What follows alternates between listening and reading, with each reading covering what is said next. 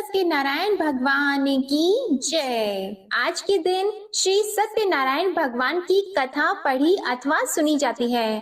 तो आइए आज आपको सुनाते हैं श्री सत्यनारायण भगवान की संपूर्ण व्रत कथा और आरती। एक समय नैमिषारण्य तीर्थ में शौनक आदि 88,000 ऋषियों ने श्री सूत जी से पूछा, हे प्रभु, इस कलयुग में वेद विद्या रहित मनुष्यों को प्रभु भक्ति किस प्रकार मिलेगी और उनका उद्धार कैसे होगा। इसलिए हे मुनि श्रेष्ठ, कोई ऐसा तप कहिए जिससे थोड़े समय में पुण्य प्राप्त हो जाए तथा मनोवांछित फल मिले।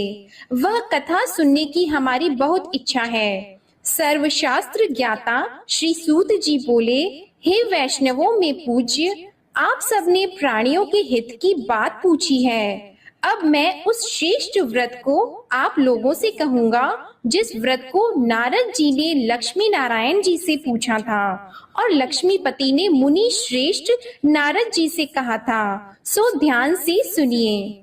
एक समय योगी राज नारद जी दूसरों के हित की इच्छा से अनेक लोकों में घूमते हुए मृत्यु लोक में आ पहुँचे। यहाँ अनेक योनियों में जन्मे हुए प्राय सभी मनुष्यों को अपने कर्मों द्वारा अनेकों दुखों से पीड़ित देखकर सोचा, किस यत्न के करने से निश्चय ही प्राणियों के दुखों का नाश हो सकेगा। ऐसा मन में सोचकर विष्णु लोक को चले गए। वहां श्वेत वर्ण और 4 भुजाओं वाले देवों के ईश नारायण को देखकर, जिनके हाथों में शंख चक्र गदा और पद्मा थे, वे वरमाला पहने हुए थे, उनकी स्तुति करने लगे। हे भगवान, आप अत्यंत शक्ति से संपन्न हैं। मन तथा वाणी भी आपको नहीं पा सकती। आपका आदि मध्य अंत नहीं है। निर्गुण स्वरूप सृष्टि के आदि भूति व भक्तों के दुखों को नष्ट करने वाले हो। आपको मेरा नमस्कार है। नारद जी से इस प्रकार की स्तुति सुनकर विष्णु भगवान बोले, हे मुनि श्रेष्ठ, आपके मन में क्या है? आपका किस काम के लिए आगमन हुआ है? निःसंकोच होकर कहिए। तब नारद मुनि बोले, मृत्यु लोक में सब मनुष्य जो अनेक योनियों में पैदा हुए हैं, अपने अपने कर्मों के द्वारा अनेक प्रकार के दुखों से दुखी हो रहे हैं। हे नाथ, मुझ पर दया रखते हो तो बताइए कि उन मनुष्यों के सब दुख थोड़े से ही प्रयत्न से कैसे दूर हो सकते हैं।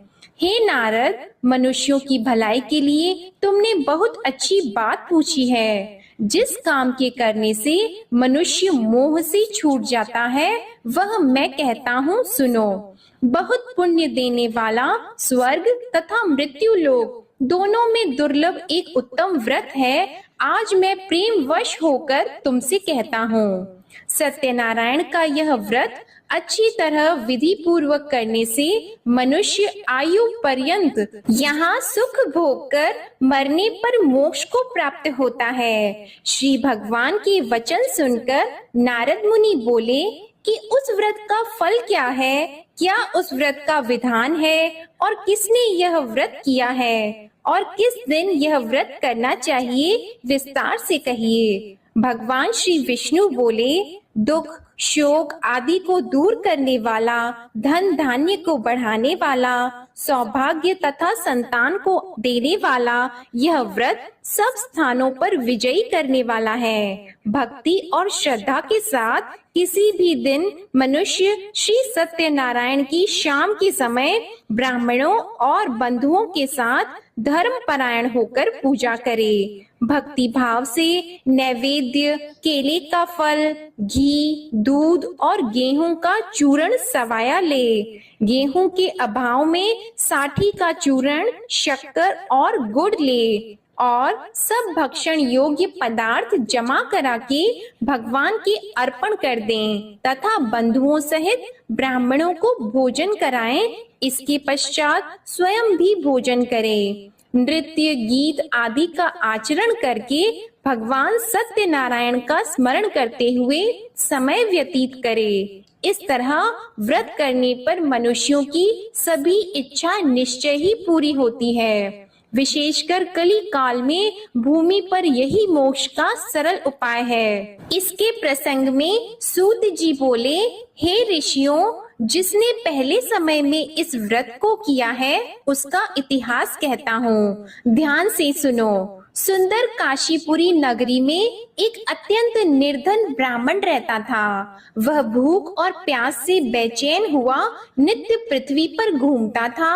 ब्राह्मणों से प्रेम करने वाले भगवान ने ब्राह्मण को दुखी देखकर बूढ़े ब्राह्मण का रूप धर के उसके पास जाकर आदर के साथ पूछा, हे विप्र, नित्य दुखी हुआ पृथ्वी पर क्यों घूमते हो? हे श्रेष्ठ ब्राह्मण, यह सब मुझसे कहो, मैं सुनना चाहता हूँ। ब्राह्मण बोला, मैं निर्धन ब्राह्मण हूँ, भिक्षा के लिए पृथ्वी पर फिरता हूँ। हे भगवान, यदि आप इसका उपाय जानते हो तो कृपा करके कहो।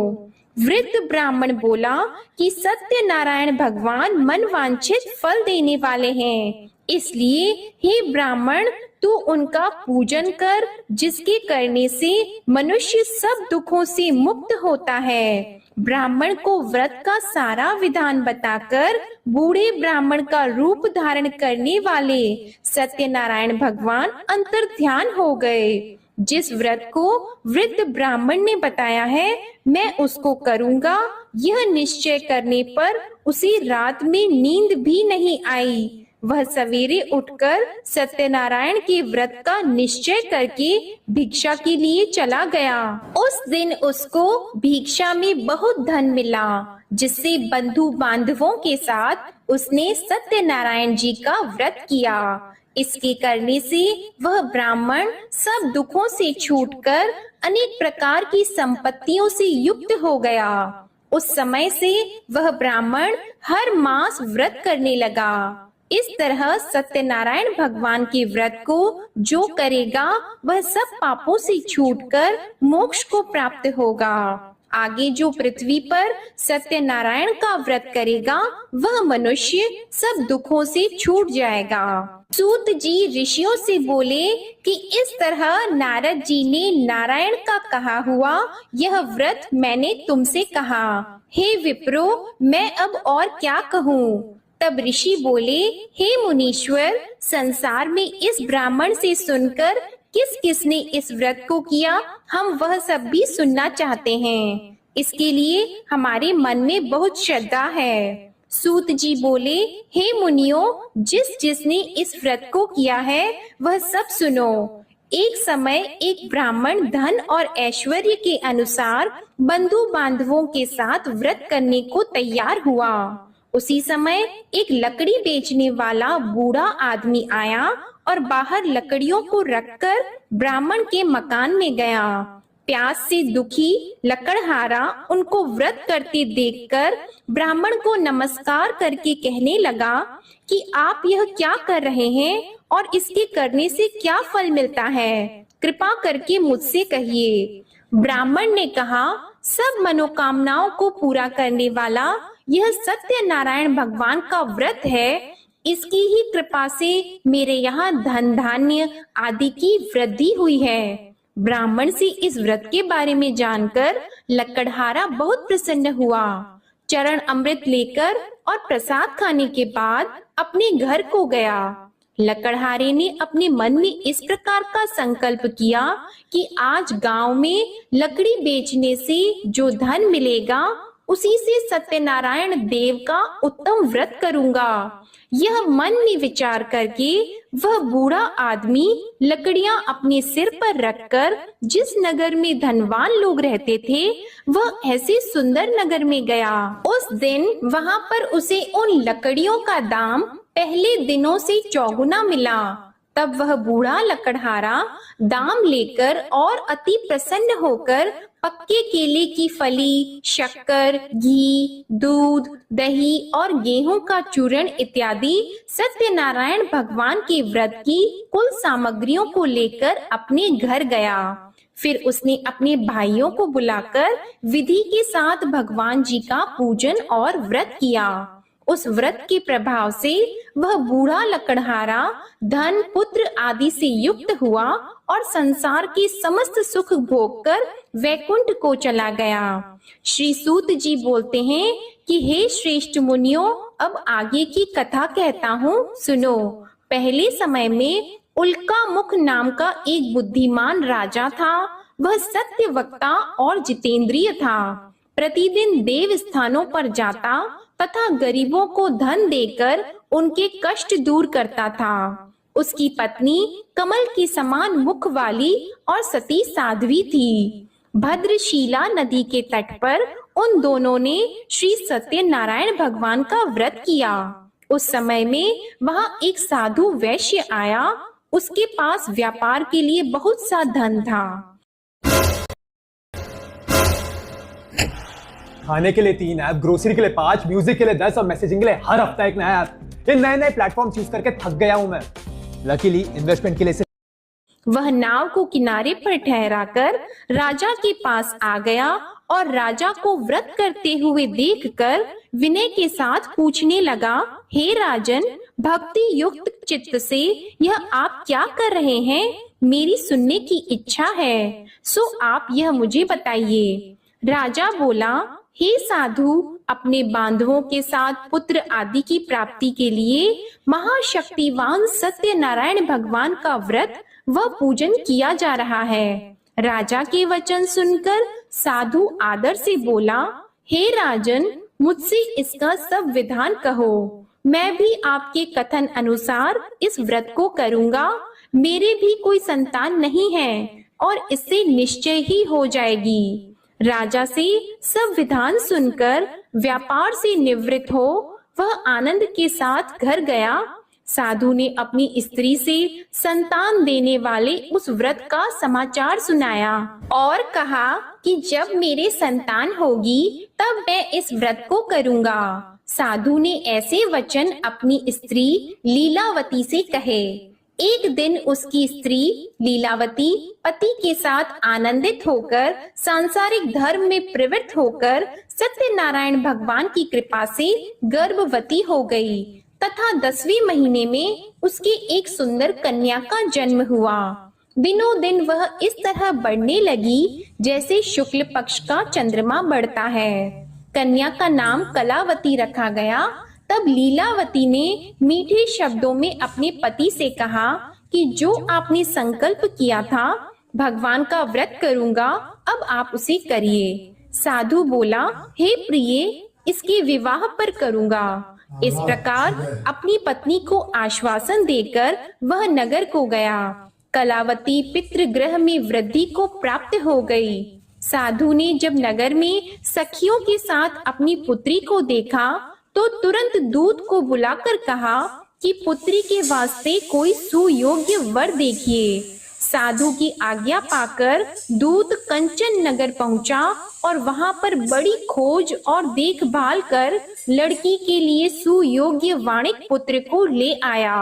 उस सुयोग्य लड़के को देखकर साधु ने अपने बंधु बांधवों सहित प्रसन्न चित्त अपनी पुत्री का विवाह उसके साथ कर दिया। किंतु दुर्भाग्य से विवाह के समय भी उस व्रत को करना भूल गया। तब श्री भगवान क्रोधित हो गए और श्राप दिया कि तुम्हें दारुण दुख प्राप्त होगा।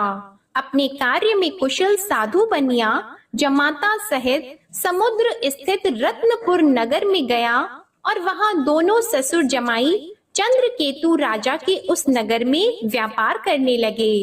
एक रोज भगवान सत्यनारायण की माया से प्रेरित कोई चोर राजा का धन चुराकर भागा जा रहा था, किंतु राजा के दूतों को आता देखकर चोर ने घबराकर भागते हुए राजा के धन को वहीं चुपचाप रख दिया जहां वो ससुर जमाई ठहरे हुए थे। तब दूतों ने उस साधु वैश्य के पास राजा के धन को रखा देखा तो वे दोनों को बांध कर ले गए और प्रसन्नता से दौड़ते हुए राजा के समीप जाकर बोले, यह 2-4 हम पकड़ कर लाए हैं, देखकर आज्ञा दें। तब राजा की आज्ञा से उनको कठोर कारावास में डाल दिया और उनका सब धन छीन लिया। सत्यनारायण भगवान के श्राप द्वारा उनकी पत्नी भी घर पर बहुत दुखी हुई और घर पर जो धन रखा था चोर चुरा कर ले गए। शारीरिक व मानसिक पीड़ा तथा भूख प्यास से अति दुखित होकर अन्न की चिंता में कलावती एक ब्राह्मण के घर गई। वहां उसने सत्यनारायण भगवान का व्रत होते देखा, फिर कथा सुनी तथा प्रसाद ग्रहण करके रात को घर आई। माता ने कलावती से कहा, हे पुत्री, अब तक कहाँ रह गई थी, वह तेरे मन में क्या है? कलावती बोली, हे माता, मैंने एक ब्राह्मण के घर श्री सत्यनारायण भगवान का व्रत देखा है। कन्या के वचन सुनकर लीलावती भगवान के पूजन की तैयारी करने लगी। लीलावती ने परिवार और बंधुओं सहित श्री सत्यनारायण भगवान का पूजन किया और वर मांगा कि मेरे पति और दामाद शीघ्र आ जाएं। साथ ही प्रार्थना की कि हम सबका अपराध क्षमा करो। सत्यनारायण भगवान इस व्रत से संतुष्ट हो गए और राजा चंद्रकेतु को स्वप्न में दर्शन देकर कहा, हे राजन, दोनों वैश्यों को प्रातः ही छोड़ दो और सब धन जो तुमने ग्रहण किया है वह दे दो, नहीं तो मैं तेरा धन, राज्य, पुत्र आदि सब नष्ट कर दूंगा। राजा से ऐसे वचन कहकर भगवान अंतर्ध्यान हो गए। प्रातः काल राजा चंद्रकेतु ने सभा में अपना स्वप्न सुनाया। फिर दोनों वाणिक पुत्रों को कैद से मुक्त कर सभा में बुलाया। दोनों ने आते ही राजा को नमस्कार किया। राजा मीठे वचनों से बोले, हे महानुभावों, भावी वश ऐसा कठिन दुख प्राप्त हुआ है, अब तुम्हें कोई भय नहीं। ऐसा कहकर राजा ने उनको नए नए वस्त्र आभूषण पहनाए तथा उनका जितना धन लिया था उससे दुगुना धन देकर आदर सहित विदा कर दिया। दोनों वैश्य अपने घर को चले गए। सूत जी बोले, वैश्य ने मंगलाचार करके यात्रा आरंभ की और अपने नगर को चला। उनके थोड़ी दूर निकलने पर दंडी वेशधारी सत्यनारायण भगवान ने उनसे पूछा, हे साधु, तेरी नाव में क्या है? अभिमानी वाणिक हंसता हुआ बोला, हे दंडी, आप क्यों पूछते हो? क्या धन लेने की इच्छा है? मेरी नाव में तो बेल और पत्ते भरे हैं। वैश्य का कठोर वचन सुनकर भगवान ने कहा, ये जेनजिस को सारी चीजें फास्ट चाहिए और हर काम के बाद रिवॉर्ड्स भी चाहिए, और यही चीज करके नावी यूपीआई सिर्फ 2 साल में इंडिया का फास्टेस्ट ग्रोइंग यूपीआई ऐप बन गया है। कैसे? चलिए समझाता हूँ। देखो, नावी यूपीआई ने जेनजिस को तुम्हारा वचन सत्य हो। दंडी ऐसा कहकर वहां से दूर चले गए और कुछ दूर जाकर समुद्र के किनारे बैठ गए। दंडी के जाने पर वैश्य ने नित्य क्रिया करने के बाद नाव को ऊंची उठी देखकर अचंभा किया और नाव में बेल पत्ते आदि देखकर मूर्छित होकर जमीन पर गिर पड़ा। फिर मूर्छा खुलने पर अत्यंत शोक प्रकट करने लगा। तब उसका दामाद बोला कि आप शोक न करें, यह दंडी का श्राप है, अतः उनकी शरण में चलना चाहिए, तभी हमारी मनोकामना पूरी होगी। दामाद के वचन सुनकर वह दंडी के पास पहुंचा और अत्यंत भक्ति भाव से नमस्कार करके बोला, मैंने जो आपसे असत्य वचन कहे थे उनको क्षमा करो। ऐसा कहकर महान शोकातुर होकर रोने लगा। तब दंडी भगवान बोले, हे वाणिक पुत्र, मेरी आज्ञा से बार बार तुम्हें दुख प्राप्त हुआ है, तू मेरी पूजा से विमुख हुआ।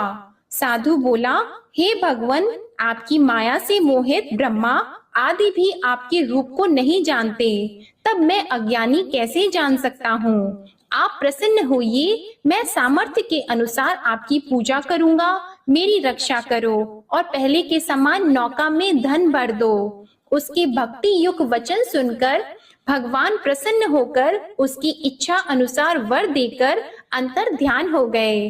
तब उन्होंने नाव पर आकर देखा कि नाव धन से परिपूर्ण है, फिर भी वह भगवान सत्यनारायण का पूजन कर साथियों सहित अपने नगर को चला। अब अपने नगर के निकट पहुंचा, तब दूत को घर भेजा।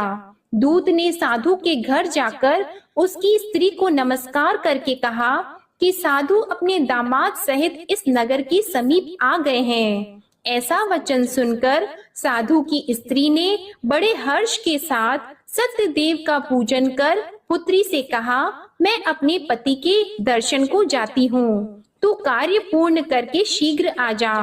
माता के ऐसे वचन सुनकर कलावती प्रसाद छोड़कर पति के पास गई।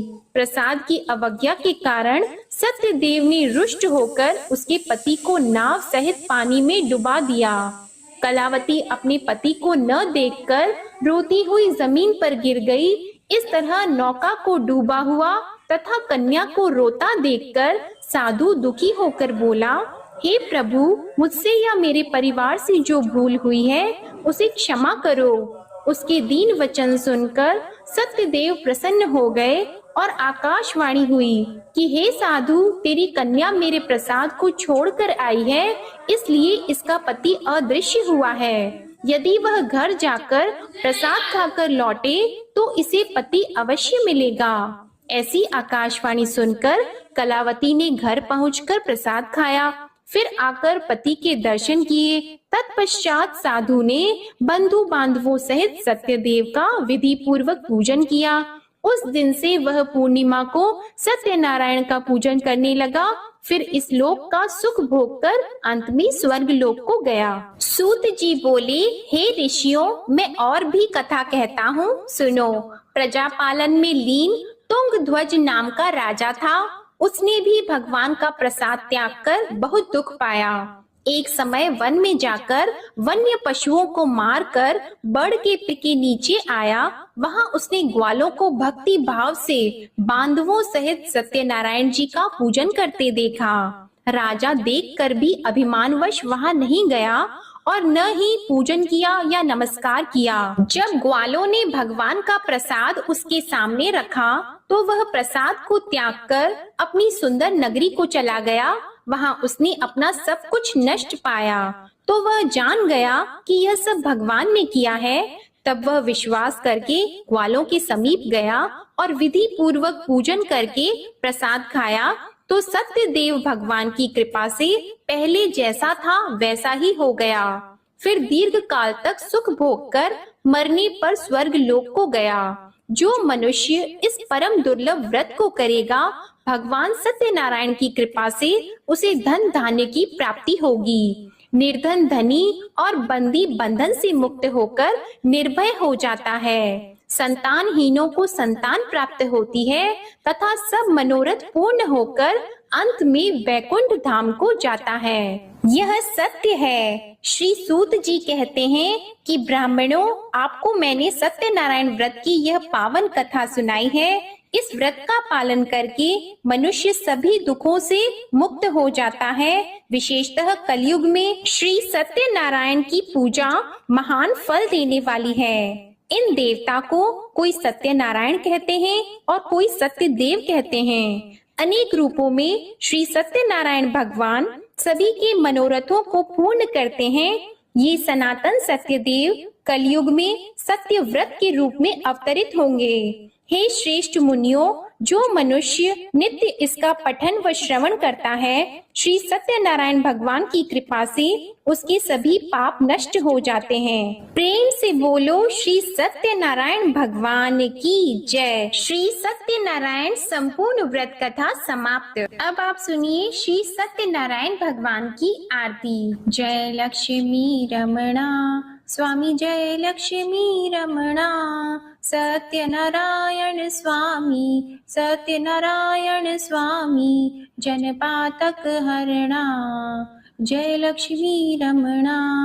रत्न जड़ित सिंहासन, अद्भुत छवि राजी स्वामी, अद्भुत छवि राजी। नारद करत निराजन, नारद करत निराजन, घंटावन बाजी। जय लक्ष्मी रमणा। प्रगट भई कलि कारण, द्विज को दरस दियो स्वामी, द्विज को दरस दियो। बूढ़ो ब्राह्मण बनकर, बूढ़ो ब्राह्मण बनकर, कंचन महल कियो। जय लक्ष्मी रमणा। दुर्बल भील कठारो, जिन पर कृपा करी, जिन पर कृपा करी। चंद्रचूड़ एक राजा, चंद्रचूड़ एक राजा तिनकी विपत्ति हरी। जय लक्ष्मी रमणा वैश्य मनोरथ पायो।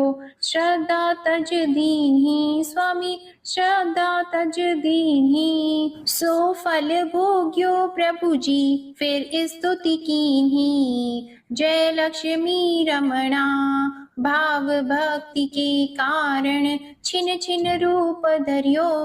स्वामी छिन छिन रूप धरियो।